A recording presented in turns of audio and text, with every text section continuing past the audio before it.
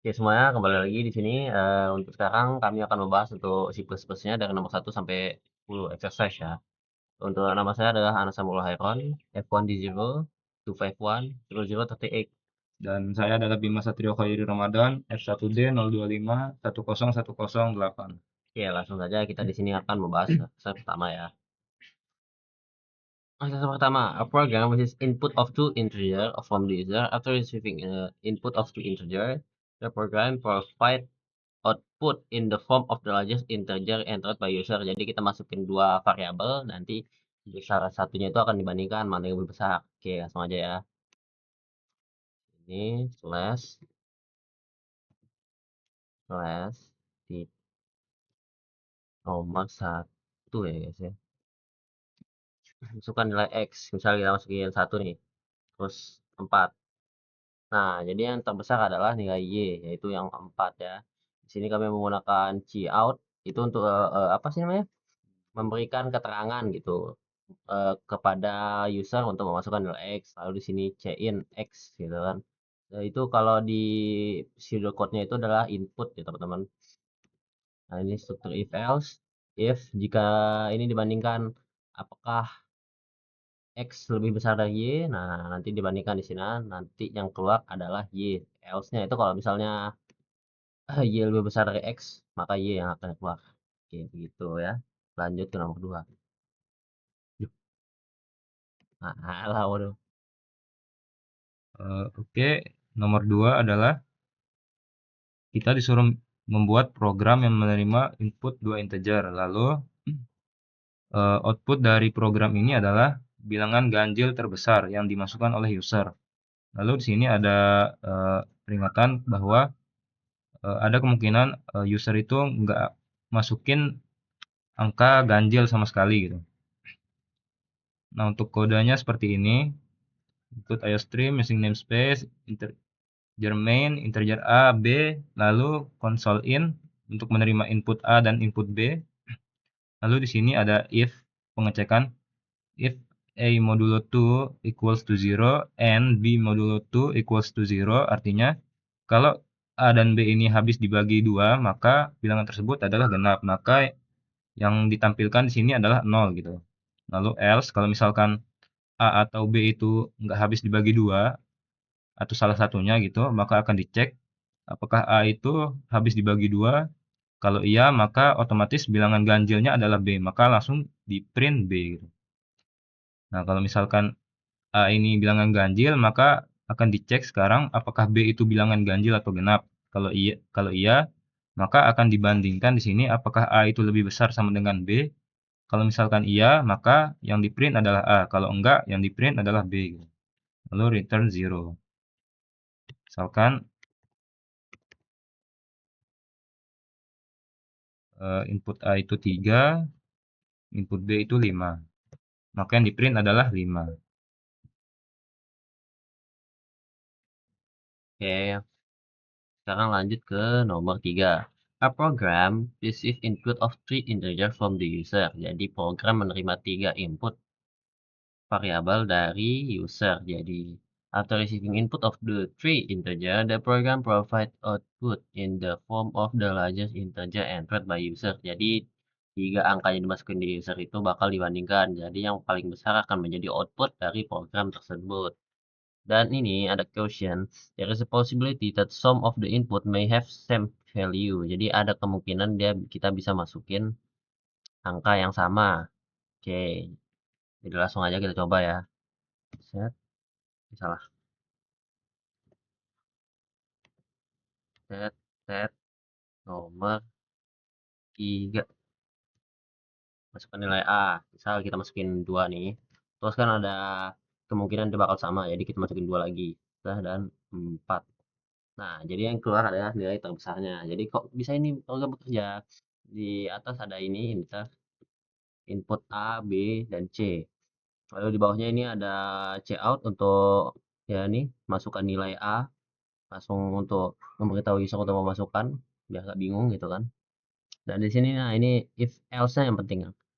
If nilai terbesar adalah A, jika A lebih besar maka dibandingkan sampai di else-nya itu ada C yang akan dibandingkan lagi sebelum. Jika misalnya di sini A lebih besar, maka A akan menjadi nilai terbesar. Misal di sini kan 1, jadi A udah pasti terbesar tuh. Habis itu di bawah, apakah A, A bakal dibandingkan dengan B. Jika A masih besar, maka A akan dibandingkan dengan C nantinya. Tapi jika B lebih besar dari A, maka bakal B yang dibandingkan dengan C nantinya. Oke. Nah, untuk selanjutnya yang nomor 4 di sini exercise for a program receive input integer. Jadi programnya bakal nerima 3 input integer dari user. Setelah itu outputnya adalah bilangan ganjil terbesar dari ketiga input yang dimasukkan. Untuk kode C++-nya seperti ini. Ada integer main, lalu sini inisialisasi x, y, z, max ganjil sama dengan 0. Jadi max ganjil ini adalah hasil yang bakal ditampilin nanti. Kita set max ganjilnya sama dengan 0 dulu. Lalu di sini console in x, y, z buat nerima 3 input integer tadi, lalu dicek if x modulo 2. Jadi kalau x dibagi 2 tidak sama dengan 0, maka sudah pasti x itu adalah ganjil. Nah, setelah itu max ganjil ini nilainya adalah si X itu. Ini kita kasih nilai sementara dulu sampai ada angka yang lebih besar dari si X. Nah, lalu ke pengecekan kedua, apakah Y dibagi 2 tidak sama dengan 0? Kalau iya, maka akan dibandingkan. Apakah Y itu lebih besar dari sama dengan max ganjil? Jika iya, maka max ganjilnya adalah Y. Namun jika tidak, maka akan lanjut ke Z gitu. Nah, ini Z juga sama dicek. Terus dicek apakah Z itu lebih besar dari sama dengan ganjil. Kalau iya, maka max ganjilnya adalah Z. Nah, setelah itu console out max ganjil untuk menampilkan bilangan terbesar angka ganjil terbesar dari input yang dimasukkan. Contohnya seperti ini. Misalkan angka ganjil pertama itu 5, angka ganjil kedua itu 7, lalu 3 misalkan. Nah, yang ditampilkan adalah 7. Oke, kita lanjut ke nomor 5 di sini ya. A program receive an input of an integer n. Jadi nanti dah. After that, the program asks the user to enter n positive integer. The output of the program is the largest integer entered by the user. It should be noted that the user may enter a negative integer, where this case needs to be handled by the program by ignoring the number. Oke, jadi kita itu bisa masukin integer n. Nah, nanti itu angka yang bisa kita masukin ke programnya itu adalah jumlah n. Misal kita masukin 2, 5 dah. Berarti ada 5 angkanya yang bisa kita masukin. Dan tidak boleh ada angka negatif, where this case by ignoring the number. Oke, langsung aja ya. Kita coba. Set, set, nomor 5.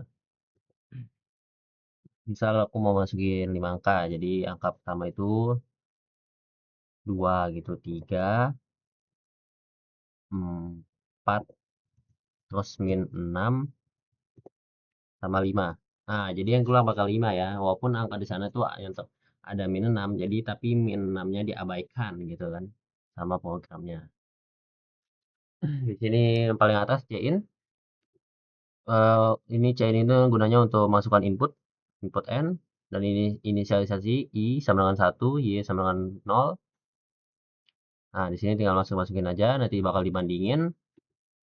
Kalau misalnya dia itu di bawah 0, artinya negatif kan. Kalau di bawah 0, dia itu bakal langsung diabaikan atau dibuang deh.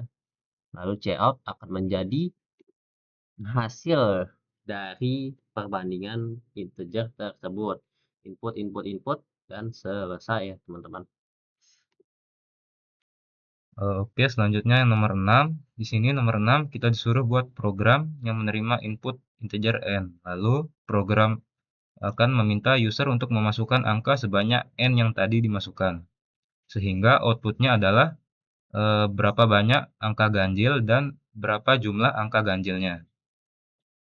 Nah, di sini misalkan integer main, integer n, 6, counter sama dengan 0, sama dengan 0. Ini inisialisasinya. Lalu Sini ada console out buat nampilin kalimat ini, lalu console in buat nerima input n-nya.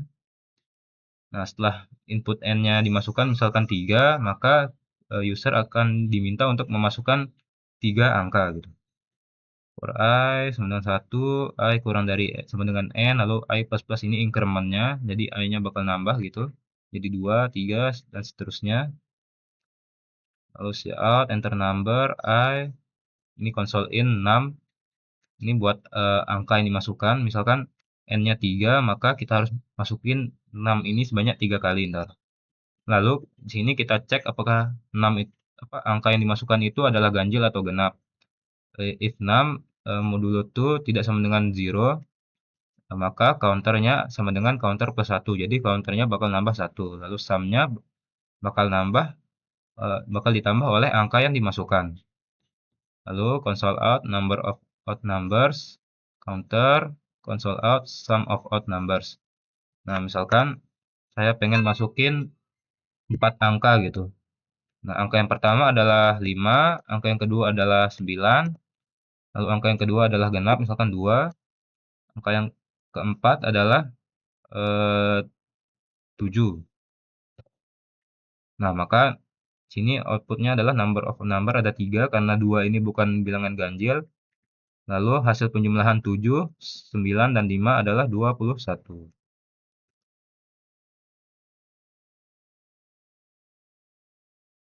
Oke, lanjut di sini nomor 7 ya, nomor yang paling important. Nah, ada sampai ada tandanya nih, important.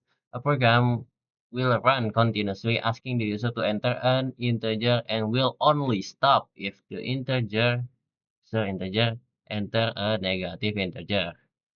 Artinya dia itu bakal jalan terus kecuali usernya itu masukin angka negatif. Jadi program bakal stop di sana.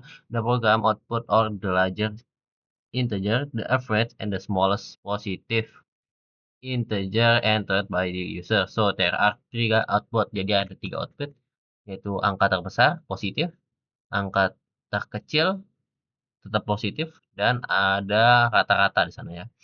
If the user never enter a positive integer at all, the program output is showing number 0 for the tree. Jadi kalau misalnya kita langsung masukin -1 gitu di input pertama bakal langsung 0 gitu kan. Oke, langsung aja. Kita coba di sini. Salah, sorry. Nomor, salah, set, nomor, sini, NO ya. Enter nambah, oke. Masukin 3, 4, 5, berapa angka ya? 6, 7, oke. Terakhir -1 aja ya, karena kita mau akhiri program nih. Nah, langsung ke detect nih. Terbesarnya 7, average 5, dan smallest 3. Langsung dihitung ya. Oke, kenapa bisa kayak gitu? Pertama kita inisiasi input n, ada n, i, largest, smallest, dan sum. Sum ini akan menjadi average nantinya ya. Ini dijadiin 0, 0, 0, karena kalau misal kita langsung masukin angka negatif, dia itu bakal outputnya itu ketiganya bakal 0 langsung. Oke, cout, enter number, cin untuk input, dan while. Jadi apakah angka yang kita masukin ini lebih dari 0? Kalau misalnya if-nya di bawah 0 yang artinya sama dengan apa sih namanya? Sama dengan negatif, langsung bakal diantar di sini ke outputnya ya. Dan bakal dicek lagi untuk sum ditambah, dan ini bakal ditambah 1 setiap perputaran. Karena apa? Karena kalau misalnya ada 4 angka berarti rata-ratanya itu harus dibagi 4 kan. Misal saya punya 1, 2, 3, 4, berarti kalau mau cari rata-ratanya harus dibagi 4. Jadi begitu ya. Makanya di sini double average, double sum dibagi i. Jadi i-nya kalau misalnya angkanya nambah, i-nya nambah, ngerti ya? Gampang ya. Oke, lanjut. Nah, selanjutnya adalah nomor 8. Exercise 8. Program as the user to enter a positive integer output. Nah, jadi di sini kita suruh bikin program yang meminta user memasukkan bilangan bulat positif. Lalu outputnya adalah list all the factors of the number. Jadi eh, contoh kodenya itu seperti ini. Main integer number, cout, enter positive number, lalu console in untuk menerima inputan si number ini. Lalu di sini inisialisasi i sama dengan 1. Kalau i-nya kurang dari sama dengan number yang kita masukkan, maka i-nya bakal increment. Misalkan nomor yang saya masukkan itu adalah 4 misalkan, maka 4 di sini dibagi oleh i. 4 dibagi 1 itu habis, maka 1 itu bakal dicetak. Nah, selanjutnya i-nya bakal berubah jadi 2, maka 4 dibagi 2 itu habis, lalu 2 itu bakal ditampilin di sini. Karena 1, 2 itu merupakan faktor dari 4. Begitupun nanti kalau udah sampai 4, 4-nya juga bakal ditampilin. Nah, misalkan ini saya jalankan. Misalkan 4. Nah, 1, 2, 4. Oke, langsung saja di sini kita ke nomor 9 ya. A program asks the user to enter a positive integer. The output of the program is to y, the number of the factor of the number. Jadi kita masukin positive integer dan outputnya itu bakal menjadi faktor dari output tersebut. Misal kita masukin 9, berarti harusnya 1, 3, 9 karena itu adalah faktor dari 9 ya. Oke, langsung aja. Sorry.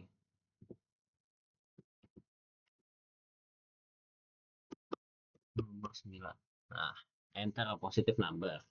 Setelah kita masukin 9, berarti di sini ada harusnya outputnya 139. Apakah benar? Ya, benar. Kenapa bisa begitu? Bersama kita di sini inisiasi number counter untuk menginisiasi adanya variabel di sini ya. Ini cout untuk memberitahu user untuk memasukkan positive number dan for. Nah, for ini dia itu bakal naik. Misalnya inisiasi i sama dengan 1, berarti i 1, 2, 3, 4, 5, 6, 7, 8, 9. Dan yang i tadi itu bakal dicoba dibagi-bagi. Kalau misalnya 9 bisa nggak dibagi sama i? Bisa. Dimasukin tuh di apa sih namanya?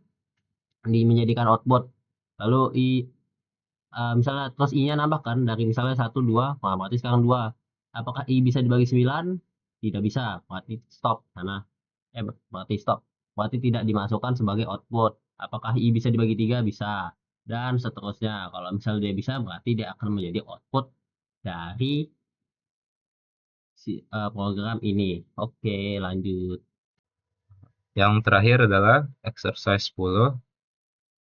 Program kita diminta buat bikin program yang meminta user memasukkan bilangan bulat positif, lalu outputnya adalah menentukan apakah bilangan yang dimasukkan tersebut merupakan bilangan prima atau bukan. Nah, di sini kita inisialisasi number, terus bool is prime sama dengan true, kita set bool is prime-nya sama dengan true dulu. Di sini suruh masukin number, console in number, if number kurang dari sama dengan 1, misalkan user masukin angka 1 ke bawah, misalkan 1, 0, dan bilangan negatif, maka is prime-nya akan langsung ke set ke false. Nah, maka di sini langsung bakal keluar bahwa bilangan tersebut bukan bilangan prima gitu. Nah, kalau misalkan dia itu bilangan bulat positif di atas 1, misalkan 2, 3, 4, 5, dan seterusnya, maka kode yang ini akan dijalankan for integer i sama dengan 2, karena kenapa mulai dari sama dengan 2? Karena semua angka itu pasti habis dibagi oleh 1, makanya i-nya di sini kita langsung set ke 2. Terus i kurang dari number, di sini juga sama, kalau semua angka itu pasti habis dibagi oleh dirinya sendiri, makanya di sini tidak ditambah kurang dari sama dengan gitu. Terus i-nya increment if number, terus number ini dibagi oleh si i ini jadi pembaginya gitu. Misalkan 4 dibagi 2 habis. Nah, karena dia habis, maka dia bukan bilangan prima, karena bilangan prima itu adalah bilangan yang habis dibagi oleh 1 dan dirinya sendiri. Nah, misalkan kayak bilangan 7 nih. 7 dibagi 2 nggak bisa, dibagi 3 nggak bisa, dibagi 4 nggak bisa, dibagi 5 nggak bisa, 6 nggak bisa. Nah, karena udah habis nih, perulangannya udah selesai, maka langsung dicek di sini apakah is prime-nya masih true. Kalau iya, maka dia itu merupakan bilangan prima. Kalau enggak, dia itu bukan bilangan prima. Nah, di sini saya lupa, di sini ada break. Kalau misalkan dia itu bukan bilangan prima, misalkan 4 habis dibagi 2, maka langsung di break di sini, loopingnya langsung di stop, nggak perlu cek angka 3 dan 4, angka 3 lagi, langsung di stop aja gitu biar lebih efisien. Maka langsung ditampilkan bahwa 4 itu bukan bilangan prima. Contohnya kayak gini. Misalkan percobaan pertama adalah bilangan prima misalkan. Tuh, outputnya adalah 7 is a prime number. Nah, di percobaan kedua, misalkan yang bukan bilangan prima, 10 misalkan. Tuh, 10 is not a prime number gitu. Nah,